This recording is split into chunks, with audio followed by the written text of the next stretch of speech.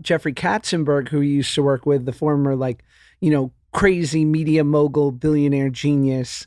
He's Quibi. Was Quibi, right? Well, you don't want to be. I'm just saying, he was Quibi. That one. He was Quibi. Was he not Quibi? That's so good. By the way, Quibi was a great idea. It was so great that YouTube completely stole it and made shorts. That's exactly what it is. 8-minute episodes. That's a YouTube short. A short is 8 minutes? No, a short I feel like is more TikTok, Instagram type, a reel or a Vine. 60 seconds. No, but isn't YouTube shorts up to 8 minutes? No. Oh, so what's the YouTube 8-minute called? Is that not called a short? There isn't. Oh, what's the 10? These are just shorter videos? Yeah. Oh, cool. All right. Pretty cool. All right, so we should launch a product. Quibi adjacent. They tried. Quibi adjacent where it's 8-minute videos, okay? We're looking for not too long, not too short, right in the sweet spot where we're going to lose people's attention, okay? Just long enough that you're not going to watch, but short enough that you're going to give it a chance. That's Quibi. Okay, in hindsight, was it certainly maybe not I'm cracking up. 60 Well, cracking up just in shorts. Yeah, YouTube shorts, 8 minutes. You're like, no, Ben.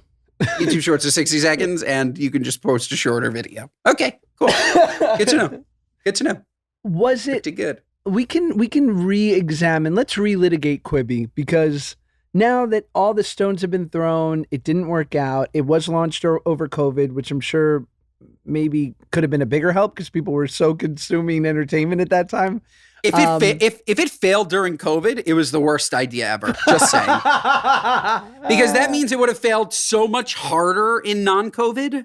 Like a new platform where people could consume. You know what their problem was? You couldn't create on it, right? There was nothing to create. These were all programs that were sort of shown at you like a Netflix, right? There wasn't a creator element to Quibi, was there? No. What was the theory behind Quibi was that because people are living on their phones so much, what if you made the content that's native to Netflix, all these other streamers, but you made it native to the format of a phone, right? I don't know. What's the ratio? Sure. 16:9? No. You mean all, so Quibi was 100% vertical? 100% vertical. And It was, this idea that if you're going to be watching it on the subway and in transit and you can't really sit down for the full viewing experience, maybe you make something that's just tighter and more native to the way people are viewing it. And they got a huge amount of money and they took some big swings for narratives and they had huge actors in these basically Quibi shows. Yeah, Chrissy Teigen is Judge Judy. That's the one I remember. They had that for sure. Yeah, that seemed like a terrible idea. Like, why? Why was Chrissy Teigen Judge Judy? Why wasn't Judge Judy, but for Quibi? Everyone had basically any idea that had been rejected by the town. Quibi was like, we'll take it. It's true. Like Kevin Hart was like, I thought of this idea once while I was wakeboarding in Saint-Tropez and I really haven't thought about it. And it's just like 3 words. They were like, Kev, say less. We're in. Do you think it's because there was no creator element? Like when I think of literally what I just said about YouTube Shorts, you could put shorter videos on Netflix and still watch it. Like what? I don't understand what the point of Quibi was. If there wasn't a creator element, like you could post your own 8 minutes to a Quibi for people to see. I don't think it was the point. It wasn't creator forward. It was taking every streaming platform and taking curated content that was well-financed, well-developed, like the traditional Hollywood pipeline, but creating it for a vertical and making it, I think they were like 8 to 10 minute bite-sized episode, quick bite, Quibi. But I wonder, it's a really, because here's the thing, right? I've heard people say, I've been rewatching The Sopranos on Instagram Reels, or I'm rewatching because someone will literally cut up the clips and they're already there and they get sucked into the episode because it's so damn good no matter what format. And they're like, I'm already here. I think that was the idea. If it's good enough, people will get sucked in and they'll be glad that it's so easy. Interesting. Yeah, I could never, you talk about screen time. It's just too close. It's just too much. I don't know. I like a TV. I guess that's why Quibi failed. I like a TV. And I hate vertical. Sorry. Like, I know we use it. It's fine. But, like, really good film can't be vertical. There's just not enough room.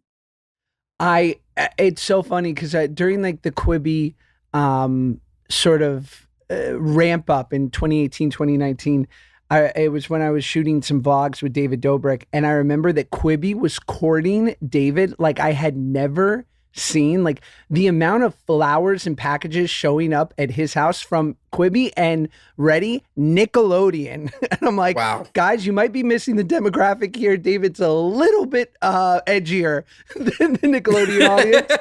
And I just remember, like, seeing all these things show up from Nickelodeon, and I was like, I hate this company. I was like, never have they sent me or Drake or anyone else in that lexicon anything ever.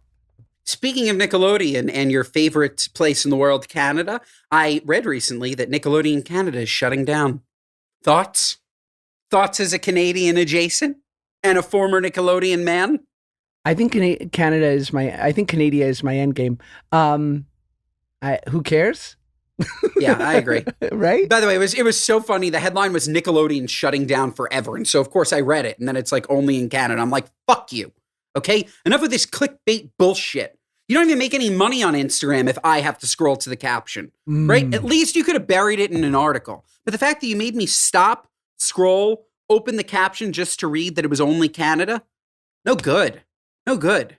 And it wasn't even an account that I followed. The suggested, no good. I'm out on Instagram suggested. There's like a couple things that, Instagram suggested. This is like a Jehovah's Witness at your door. Like, yes, we literally have, I'll send you some of the videos later. Me, Brian, Kelly, Claudia, and Taylor Strecker and her wife, Taylor Donahue, have this chat where Brian has poisoned our algorithm. Poisoned, because he will find just like the worst videos you've ever seen. Like, truly, we're not talking 1,000-pound sisters. We're talking like 10,000-pound sisters, like eating the sand on the beach. He'll send it to us once, and that's my whole algorithm. So literally every single video back and forth is just more grotesque than the next. Instagram's suggested pulls from videos that people sent you, regardless if you care about it or not. And a lot of it just is, at least for me, overweight porn. What does that say about me? Overweight porn? Perfect. More to love. And honestly, maybe it's a perfect algorithm.